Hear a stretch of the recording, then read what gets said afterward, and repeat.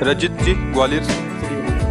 श्री हरिवंश महाराज जी, आपके चरणों में कोटि कोटि प्रणाम। महाराज जी, किसी न किसी कारण से असफल हो रहा हूँ, अतः मेरा मुख्य उद्देश्य परमार्थ की प्राप्ति है, लेकिन छोटे छोटे उद्देश्यों में जो असफलता मिलती है, भक्ति और असफलता के बीच सामंजस्य कैसे स्थापित करूँ?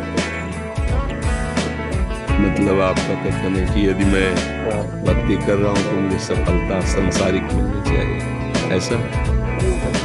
मेन उद्देश्य तो सफलता मतलब आत्मसिद्धि है, परमार्थ की प्राप्ति है, लेकिन गृहस्थ जीवन में होते हुए रोटी कपड़ा मकान और उसकी प्राप्ति में भी छोटी छोटी सफलताएं नहीं मिली, तो उसके लिए आज तक भूखे रहे हो क्या? नंगे रहे हो क्या? आप समझो, मेरे प्रभु इतने करुणा में कि हम आप तो मनुष्य हैं, जो पशु पक्षी हैं, कीट पतंगे हैं, बहुत सी ऐसी यूनियां हैं जिसको हम देख भी नहीं पा रहे, प्रभु उनको भी दिखा रहे, उनका नाम विश्वम्भर है।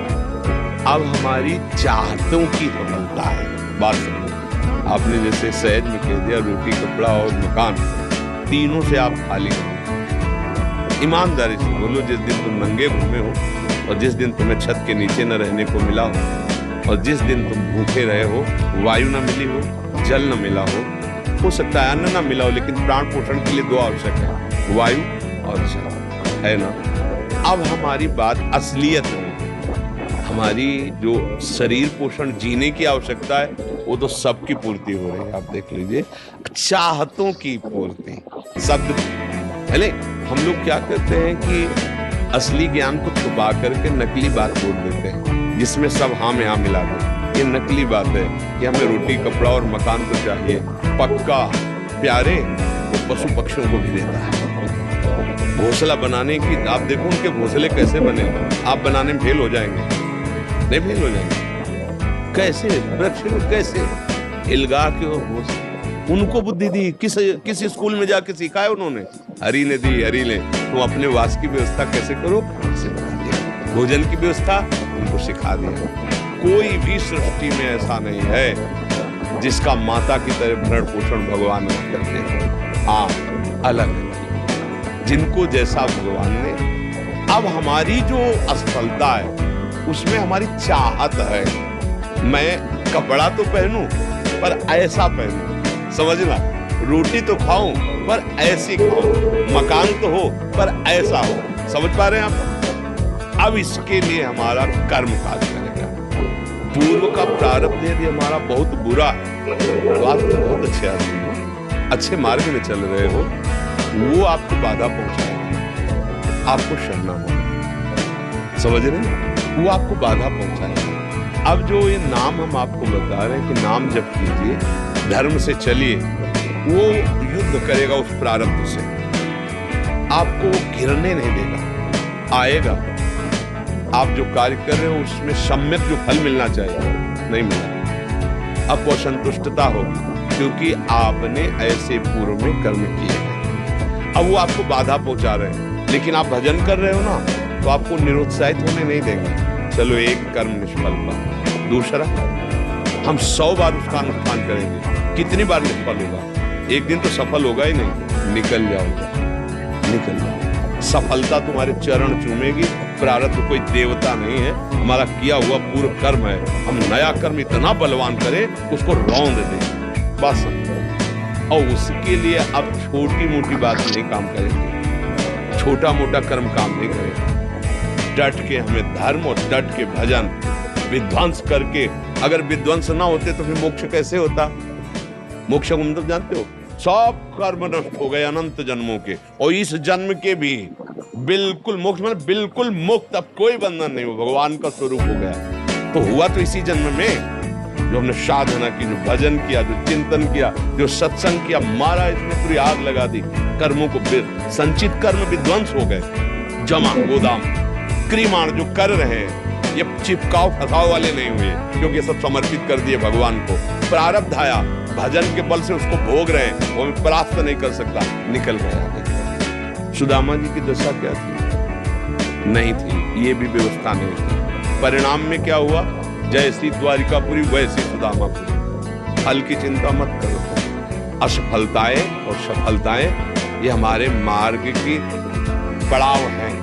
कोई गर्मी वाला, कोई सुखद वाला, मार्ग का चलने वाला पथिक इन पड़ावों में फंस करके अपने मार्ग को नहीं भूल जाता है। असफलता तुम्हारे जीवन की सफलता का स्वरूप बनेगी। बस डट करके ऐसा भजन करो, सत्कार्य करो जिससे पूर्व प्रारब्ध नष्ट हो जाए। सच्चाई की, अध्यात्म की बात है। अब चोरी, हिंसा, अधर्म आचरण तो वो तो पूर्व प्रारब्ध है ही, नया कर्म भी बिगड़ गया, दोनों मिलकर फिर आपको जीना मुश्किल कर देंगे। और होता है, देखो पिता को मार डाला कि जल्दी मरे, हम इस प्रॉपर्टी का, पिता को मार डाला, आप जेल गए, संपत्तियों ही पड़ी, तीसरा उसका भोग डाला। विवेक खत्म, विवेकवान बनो, जैसी भी परिस्थिति हो उसमें राजी होना सीखो, वो आपके ही कर्म का परिणाम है। और ऐसे नवीन कर्म करो कि विध्वंस कर दो उस प्रारब्ध कर्म को जो तुम्हें झुकाना चाहता है, मिटाना चाहता है। हमारी प्रार्थना को अगर आप समझोगे तो आगे बढ़ोगे। अपना ही कर्म को न काहू के सुख दुख कर दाता, निज कृत कर्म भोग सुन आता। तो बोले संतों के पास क्यों जाया जाता है? यही समझने के लिए। अब हम क्या करें जिससे हमारा कर्म हमको परेशान न कर पाए?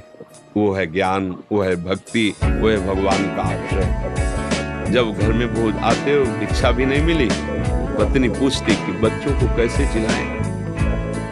तो तुलसी दल उतारते, ठाकुर को भोग लगाते, आधा आधा तुलसी दल। उनका एक मित्र था जो धनी के यहाँ पुरोहित कर्म करता था, डोली में बैठ के निकलता पालकी में। वो कहता है, सुदामा जी हमारे यहाँ जो सेठ है ना, उनके यहाँ चलो थोड़ी देर श्लोक बोलना, सब व्यवस्था बोलता है। हमने तो अपना सेठ श्री कृष्ण को वरण किया, अब वो भूखे रखे चाहे मारे, दूसरे की गुलामी नहीं कर सकते। हमने तो भगवान को अपना माना, हिले नहीं तो भगवान का हृदय हिल गया। एक दिन प्रसाद पा रहे थे से ऐसे रुक्मिणी जी मन की बात, उनका प्रभु ऐसी स्थिति आपकी तभी होती जब कोई आपका भक्त भूखा होता है। तो भगवान के आंसू आ गए। हमारा पुराना मित्र है सुदामा, और कई दिन से उसके घर में भोजन, बच्चे। बोले प्रभु आप दुखी हो रहे हो, महालक्ष्मी स्वरूप आप आदेश करो, त्रिभुवन की राज्य लक्ष्मी उसके घर में। तो उनका बात तो यही कि उसके अंदर कामना नहीं है, और मेरे भक्त के अंदर यदि कामना नहीं होती तो माया में नहीं देता। मेरे भक्त के अंदर कामना नहीं होती तो माया, और वो निष्काम भक्त है सुदामा, उसके अंदर कभी कामना आ ही नहीं सकती कि हे भगवान भोजन तो दे दो कभी। तो रुक्मिणी जी ने कहा हम आपका दुख नहीं दे सकते, कि हम कुछ रचती है। तो कहा नहीं, पहले हमें कामना पैदा करनी पड़ेगी। भगवान सोच रहे पहले हमें भक्त के हृदय में कामना पैदा करना पड़ेगा। गए एक भिक्षुक के रूप में, जब सुदामा जी भिक्षा को गए थे, भिक्षाम दे, अतिथि धर्म गृहस्थ में बहुत बड़ा धर्म होता है, दरवाजे आए हुए का आदर करना चाहिए। तो कुछ ना हो तो वचन से है, निकली भिक्षाम दे। तो उनका भगवान हम भिक्षा देने लायक नहीं। क्यों? उनका एक पुत्र हुआ है, इसलिए सूदक, ठीक है 15 दिन बाद आ जाएंगे। बोले मत आना, क्योंकि हमारे जो पुत्र हुआ है वो दरिद्र नामक पुत्र हुआ है, और इसका सूदक पूरे जीवन में हो जाएगा। अर्थात हम दरिद्र हैं, हमारे पास कुछ है ही नहीं जो मैं आपको दे सकूं। भगवान ने कहा सुना है तुम्हारे पति के मित्र द्वारिकाधीश भगवान है, जिनके मित्र श्री कृष्ण द्वारिकाधीश है, उनकी ये दशा। एक बार कहो ना अपने पति से कि अपने मित्र के पास जाएं। भगवान पत्नी आए, जब आए सुदामा जी तो पत्नी ने कहा कि हाँ हमें तो स्मरण है, आपको मित्र द्वारिकाधीश है ना, आप उनके पास जाओगे तो मैं कभी इस बात के लिए नहीं जाऊंगा कि श्री कृष्ण मुझे सांसारिक वस्तु दे। नहीं नहीं। बोले आप कब कह रहे मांगना, आप केवल जाओगे तो आपकी दशा देख करके वो आपको दे देंगे। बोले तुम कहती हो तो हमें दर्शन मिलेंगे मेरे प्यारे के, इसलिए मैं जाता हूं। अब मित्र के पास, गुरु के पास जाए तो कुछ ऐसा शास्त्रीय सिद्धांत है, कुछ भेंट ले जाए, बेटी के यहाँ जाए, गुरुदेव के यहाँ जाए, आराध्य देव के यहाँ जाए, तो मित्र के यहाँ जाए। तो उनका भेंट के लिए, वो खुद खाने के लिए भेंट क्या, सुदामा जी की पत्नी का जो प्रयास करते हैं, 4-5 मोहल्ले के घरों में गई, तो कुछ तो ऐसे थे, देखते ही बंद कर लेते थे दरवाजा, मांगेगी आके, थोड़ा एक प्रिय भाव रखते थे। तो हमारे पति द्वारिकाधीश से मिलने जा रहे हैं, कुछ उनकी भेंट के लिए, तो सूप होता है, सूप से जैसे पछोड़ा जाता है, अच्छे चावल पीछे हो जाते हैं, टूटे वाले आगे हो जाते हैं, वो टूटे हुए तंदुल जो वो दिए किया, तंदुल 3 और उनके पास अच्छी रुमाल भी नहीं थी, क्योंकि सब पैसे से होता है, गरीब, इतने गरीब, अपनी फटी हुई कपड़े की धोती, उसमें चावल। पूरा बहुत बड़ा चरित्र पर जब भगवान के द्वार में पहुंचे, जहां ब्रह्मा और शंकर भी खड़े रहना होता, वो द्वारिकाधीश का वैभव, द्वार पाए दरिद्र ब्राह्मण फटी सी, इतनी बीमारी है, ऐसा शरीर, आंखों में भगवत तेज समाया हुआ था। तो उनका भैया एक बार तो अपने स्वामी से कहते जाके कि सुदामा नाम का कोई आपका मित्र आया, बस ऐसा। पार्षदों ने बड़े दयालु हैं, पार्षद उनका आप यहीं तब तक खड़े रहिए जब तक हम आए। और भी पार्षद थे, एक दौड़ते हुए गया, जय जयकार हो प्रभु, कोई एक दरिद्र ब्राह्मण वेश में, और वो सुदामा कूद पड़े भगवान। ब्रह्मा शंकर को भी इंतजार करना पड़ता था, लेकिन सुदामा नाम सुनते भाग पड़े भगवान। और ये सब आश्चर्यचकित बात रुक्मिणी जी, पार्षद सब देख रहे हैं कि ऐसे तो कभी भगवान नहीं भागे, कि भाई ब्रह्मा जी आए भगवान भाग पड़े या शंकर जी आए, सब आकर इंतजार करते हैं। और प्रभु जब प्रभु दौड़ के गए सुदामा जी संकुचित हो रहे हैं कि मेरी हड्डियां ऐसे सुकोमल, तन मेरे श्याम सुंदर के लग रहे हूँ, वो सकुचते जा रहे कि इतना बड़ा वैभव स्वामी हमें। भगवान अपने हाथ से चरण पखारे सुदामा हाल रखकर, रुक्मिणी जी आश्चर्यचकित हो रही है, ऐसा कोई तपस्वी, ऐसा कोई महात्मा जिसके ऐसे भगवान अभी तक तो नहीं देखा, जैसा इस ब्राह्मण।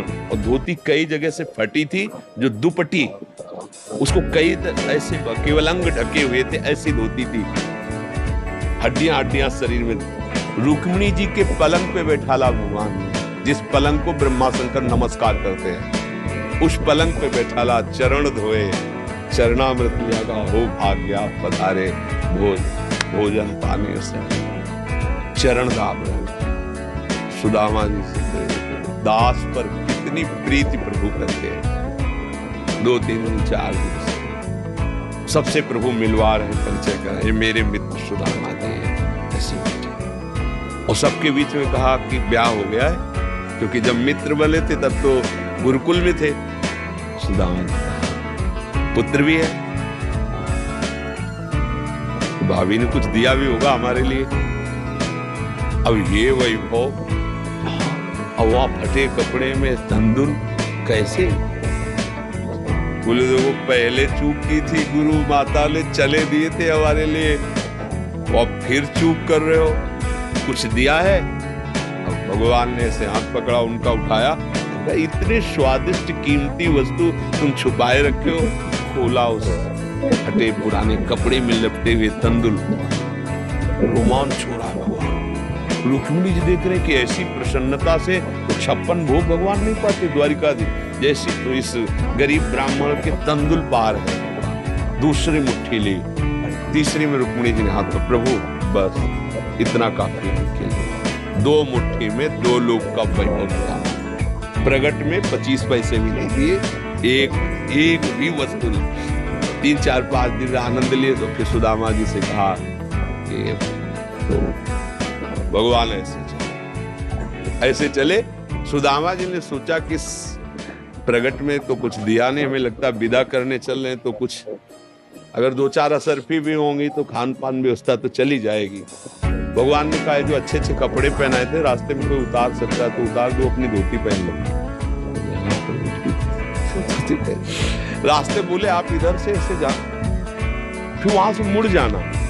बोले हम तो आए थे तो रास्ता तो जानते ही, तो चले जाए। और रास्ते में सोच रहे मेरे मित्र कितने कृपालु हैं, मुझे इसलिए नहीं दिया कि ये कहीं मेरा चिंतन छोड़कर धन का चिंतन न करें। हे श्री कृष्ण, सदैव आप जैसा ही मित्र मिले।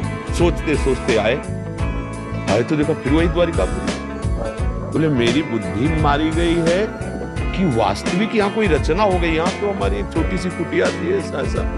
देखा कि उनकी पत्नी जो है स्वर्ण थाल लिए दास दासियों से आरती उतारने। उनका तुम कौन हो? तो उनका आपकी दासी हूँ, आपकी पत्नी। ये सब बोले जिनके पास गए थे ना उन्होंने सब अश्रुपुलकित हो रहे कि वास्तविक तेरे दरबार की आली निराली शान ये देखी, सखावत खुद तेरी गलियों में चक्कर काटते देखा, फैलाया हाथ जिसने तेरे दरबार में आकर तुझे देते ले देखा, मगर झोली भरी देखी। ऐसे अगाध सिंधु भगवान का दासत्व भला हमको निष्फल कैसे हो जाए? हम जो राधा राधा जप रहे हरि हरि, ये कभी निष्फल हो सकता है। पर धैर्यवान रहो, धैर्यवान रहो।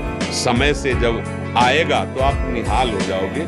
अश्रद्धा मत करो और ऐसा भी मत सोचो कि भरण पोषण हमें नहीं, ऐसा नहीं। त्रिभुवन में कोई नहीं, सब कुछ जैसे राजी हैं भगवान वैसे सबका भरण। किसी को 1 कुंतल मांस चाहिए तो उस पशु को भगवान उतनी व्यवस्था की है। किसी को कितना चारा चाहिए उतनी व्यवस्था की है। कितना सबको, पूरी सृष्टि को भगवान दे रहे हैं। इसलिए ऐसा तो कभी अश्रद्धा करना मत और धर्म से चलते रहो, नाम जप करते रहो, पूर्व कर्मों से लड़ो, निराश होना मत सीखो।